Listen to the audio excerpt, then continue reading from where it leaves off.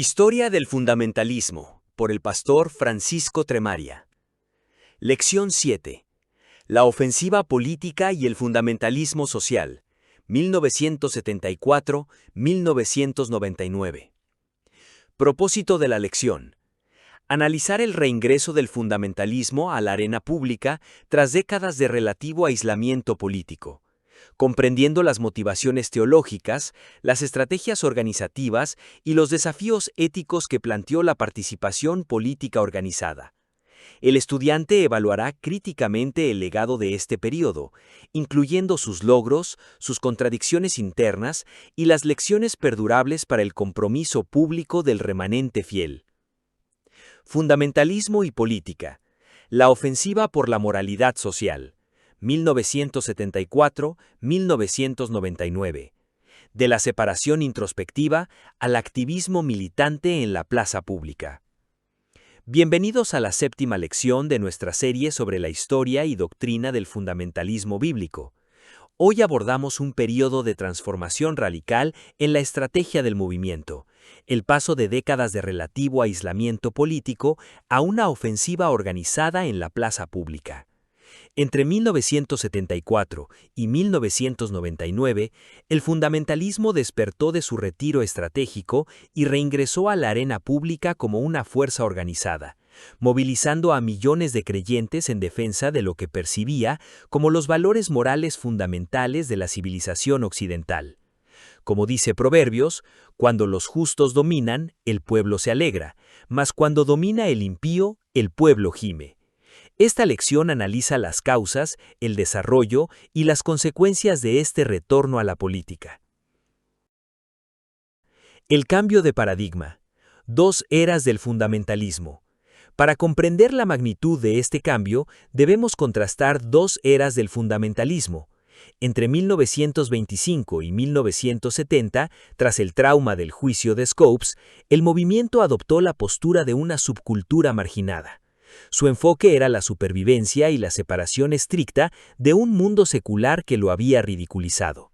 Su acción principal fue la construcción de ciudadelas institucionales, seminarios, colegios bíblicos, agencias misioneras y miles de iglesias autónomas. La postura dominante era el aislacionismo político. Sin embargo, a partir de 1970 comenzó el despertar de un gigante dormido. El fundamentalismo entró en una fase de activismo militante. Su enfoque se volvió una respuesta defensiva ante lo que los líderes percibieron como una agresión sistemática del humanismo secular contra los cimientos judeocristianos de la nación.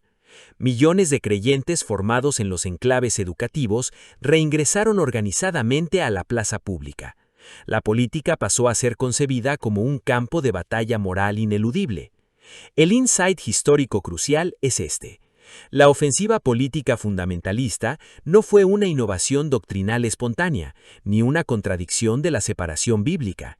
Fue más bien una reacción defensiva estructurada ante el asalto percibido a los valores y principios que sustentaban la civilización occidental. El diagnóstico. La anatomía del humanismo secular. Para comprender la movilización fundamentalista, debemos analizar el diagnóstico que los líderes del movimiento hicieron de la crisis cultural. En el centro de este diagnóstico estaba el concepto de humanismo secular, como la ideología dominante de las élites culturales, educativas y gubernamentales a partir de la década de 1970. La premisa central del humanismo secular, según este análisis, era la afirmación de que el hombre es la medida de todas las cosas.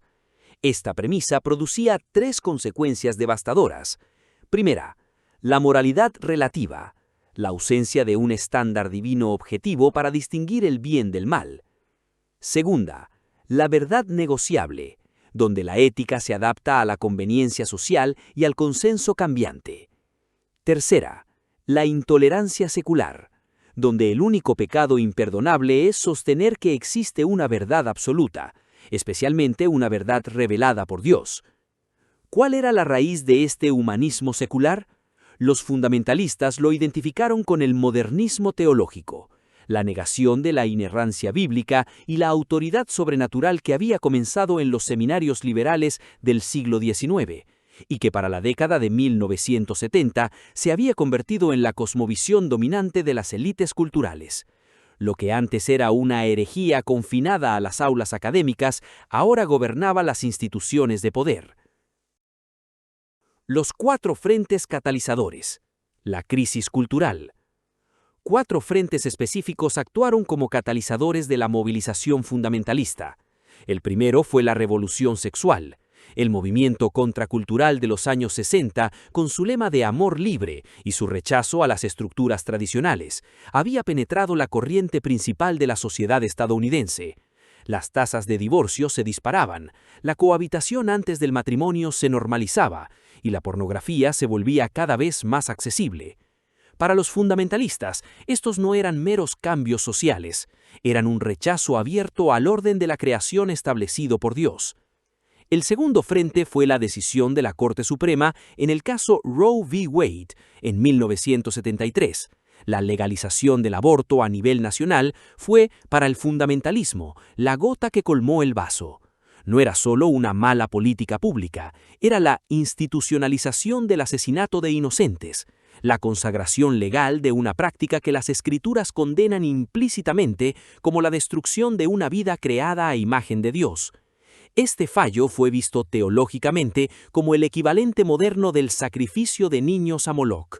Fue el punto de no retorno histórico que convenció a muchos fundamentalistas de que el aislacionismo ya no era una opción viable.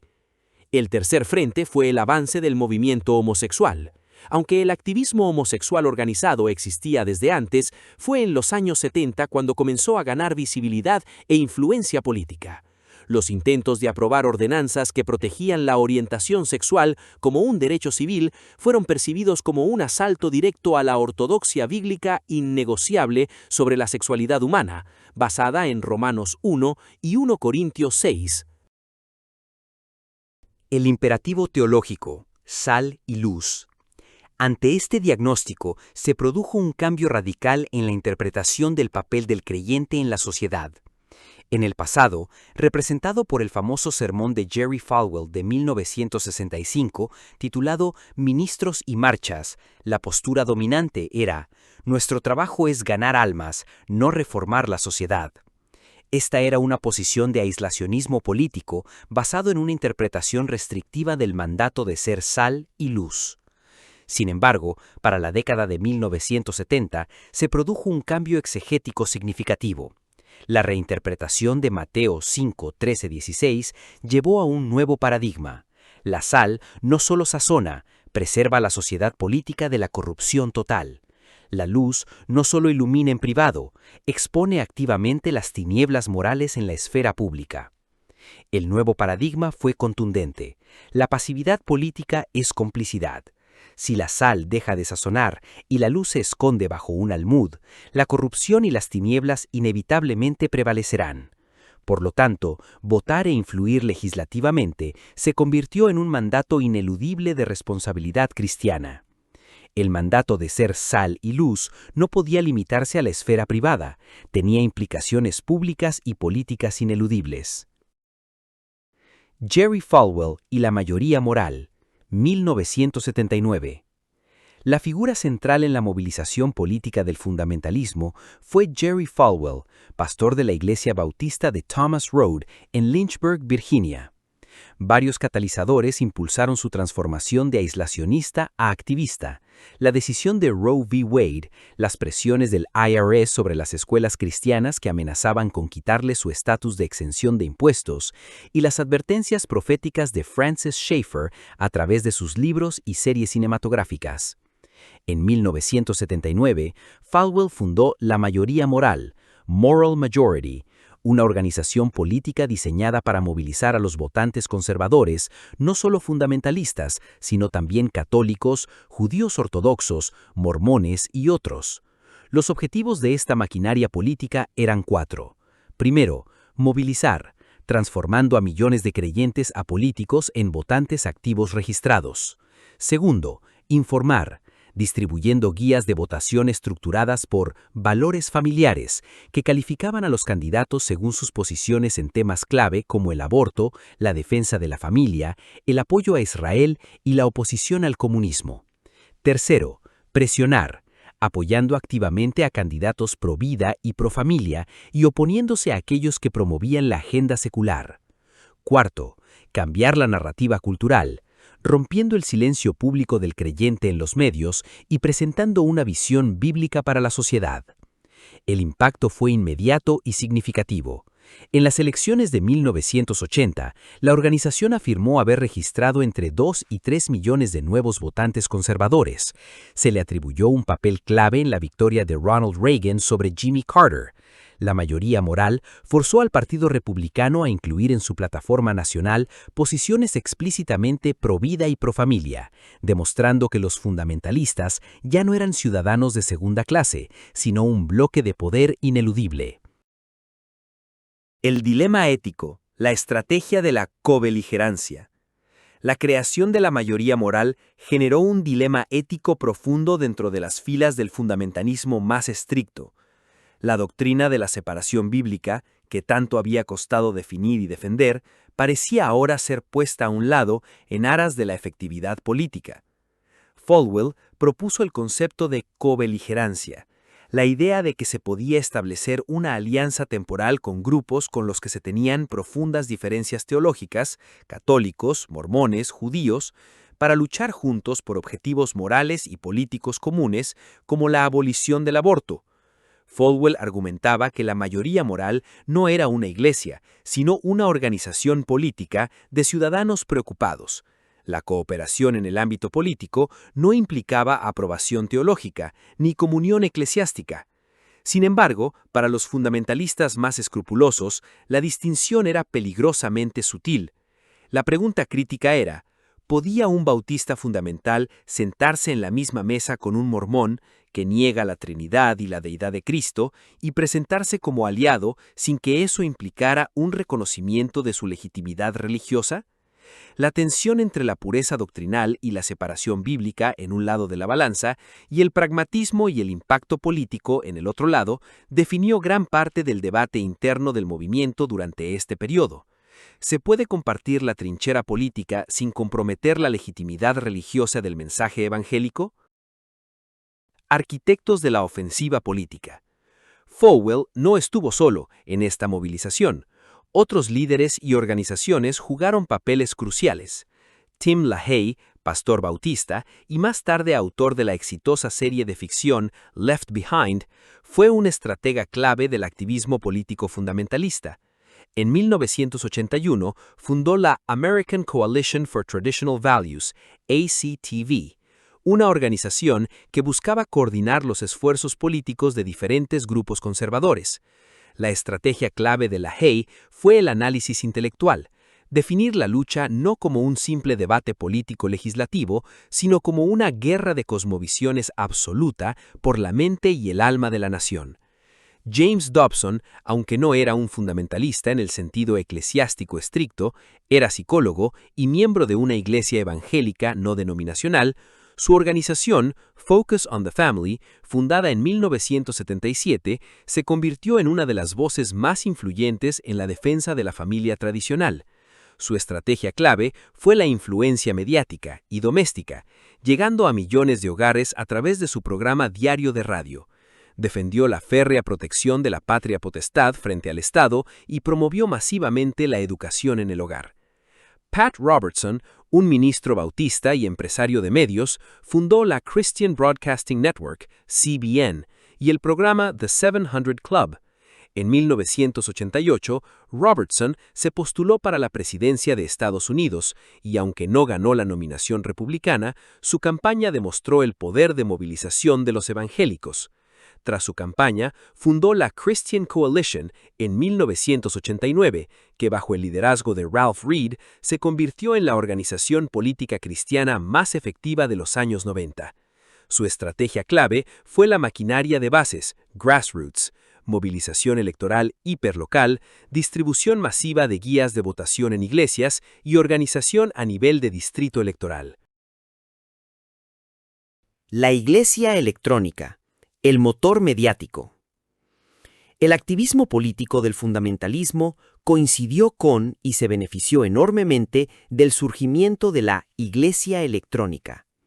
El uso masivo de la radio y la televisión para la predicación del evangelio, la recaudación de fondos y la movilización política.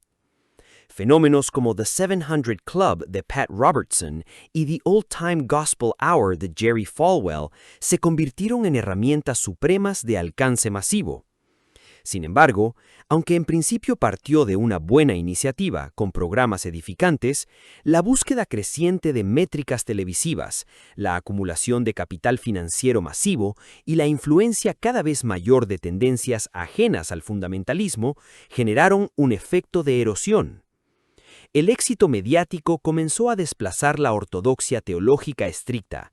El imperio carismático del telepredicador suplantó gradualmente la estructura y disciplina de la iglesia local. La ausencia de mecanismos de rendición de cuentas en ministerios dirigidos por autócratas carismáticos creó un caldo de cultivo para el abuso y, eventualmente, para la caída. Anatomía del colapso. Los escándalos morales, 1980. La década de 1980 estuvo marcada por una serie de escándalos morales y financieros que sacudieron los cimientos de la iglesia electrónica. En 1987, Jim Bakker, pastor de las Assemblies of God y estrella de la televisión cristiana, fue acusado de apropiación indebida de fondos de su ministerio para silenciar a una mujer con la que había tenido una relación sexual. El escándalo lo llevó a su renuncia, al colapso de su imperio mediático y finalmente a su condena por fraude. En 1988, Jimmy Swaggart, primo de Jerry Lee Lewis y uno de los predicadores más populares de su tiempo, fue descubierto en una relación con una prostituta. Su caída fue especialmente devastadora porque Swaggart había sido uno de los críticos más severos de Bakker. El proceso de colapso fue devastador en 4 frentes. Primero, la caricatura secular se confirmó. Los medios, que ya habían caricaturizado a los fundamentalistas como hipócritas, vieron en estos escándalos la validación de sus prejuicios. Segundo, el mensaje quedó desacreditado. Si los líderes que predicaban la moralidad más estricta caían en la inmoralidad más flagrante, ¿qué credibilidad podía tener su mensaje? Tercero, se produjo una crisis de donantes. Millones de creyentes que habían donado generosamente a estos ministerios se sintieron traicionados y desilusionados. Cuarto, se reveló la ausencia estructural de rendición de cuentas. Los imperios autocráticos televisivos carecían por completo de disciplina eclesiástica bíblica. La lección fue dolorosa, pero necesaria. La influencia política sin integridad personal es un desastre. Balance de un cuarto de siglo. Luces y sombras. Al evaluar el período entre 1974 y 1999, debemos reconocer tanto los logros como los peligros y limitaciones de la participación política fundamentalista. En la columna de las luces, los logros históricos fueron significativos. Se produjo un despertar cívico de millones de creyentes que antes se abstenían de participar en la política. Se logró un freno legislativo temporal a la agenda secular, manteniendo la oposición al aborto como una fuerza política significativa. Se defendieron exitosamente las libertades educativas cristianas, protegiendo el derecho de las escuelas cristianas y los hogares de educación familiar a operar sin interferencia gubernamental excesiva. Y se obtuvo un reconocimiento ineludible del fundamentalismo como una fuerza sociopolítica con la que había que contar. Sin embargo, en la columna de las sombras, los peligros y costos fueron igualmente reales. Muchos creyentes comenzaron a confundir el reino de Dios con el éxito del Partido Republicano, identificando lealtades terrenales con la lealtad suprema a Cristo. Para algunas iglesias, el activismo político eclipsó la Gran Comisión, distrayendo la atención de la prioridad de la evangelización y el discipulado. Se produjo una trampa teológica del pragmatismo y las alianzas desiguales, planteando preguntas incómodas sobre los límites de la cooperación con grupos que niegan la fe. y los escándalos de los líderes caídos demostraron la hipocresía pública derivada de la falta de integridad privada. La advertencia profética de Francis Schaeffer. Francis Schaeffer, en su libro A Christian Manifesto de 1981, ofreció un diagnóstico y una advertencia que los fundamentalistas harían bien de recordar. Su afirmación central fue: la ley frena el mal público, pero solo el Evangelio cambia el corazón humano. Schaeffer enseñó dos lecciones fundamentales. Primero, sobre el límite de la legislación. La política es necesaria para mantener un marco de justicia social y frenar la maldad pública, pero es impotente para la salvación real de las almas. Las leyes justas no fabrican hombres justos. Cambiar leyes sin cambiar corazones produce una transformación superficial y temporal. Segundo, sobre el peligro de la cooptación. Schaeffer advirtió contra el peligro de que los cristianos se conviertan en un mero bloque de votos manipulado por políticos seculares que utilizan retórica religiosa sin poseer ninguna convicción bíblica real. La lealtad última del creyente no es a ningún partido o candidato, sino al Rey de Reyes. La participación política es legítima y necesaria, pero nunca debe sustituir a la predicación del Evangelio como el poder de Dios para salvación. Ética ministerial en la plaza pública. La participación política planteó nuevos desafíos éticos para el ministro fundamentalista. ¿Cómo podía un pastor involucrarse en política sin descuidar su rebaño? ¿Cómo podía mantener su integridad profética mientras navegaba por las aguas turbias del pragmatismo político? Lo que el ministro no debe hacer es actuar como un político partidista, cayendo en la trampa de la lealtad ciega a plataformas políticas y agendas creadas por hombres, ya sean republicanas o demócratas. No debe ejercer coerción explícita o implícita de la conciencia política de su congregación, manipulando el voto desde el púlpito. Y no debe identificar o fusionar el mensaje del Evangelio con un candidato secular, como si Cristo estuviera en la boleta electoral. Lo que el ministro sí debe hacer es actuar como una voz profética. Debe denunciar el pecado y la injusticia con objetividad, sin importar qué partido político esté en el poder. Debe defender principios bíblicos inmutables, la santidad de la vida, el diseño divino de la familia, la justicia para los vulnerables, y debe mantener una integridad personal intachable como requisito cívico indispensable, recordando que el episcopos debe ser irreprensible. La influencia externa sin pureza interna destruye el testimonio y desacredita el mensaje. El oro del ministro no debe enmohecerse. Síntesis final. Lecciones para el remanente. Al concluir esta lección, debemos extraer lecciones perdurables de este periodo de intensa participación política para el testimonio cristiano público. Primera lección. La jerarquía de prioridades.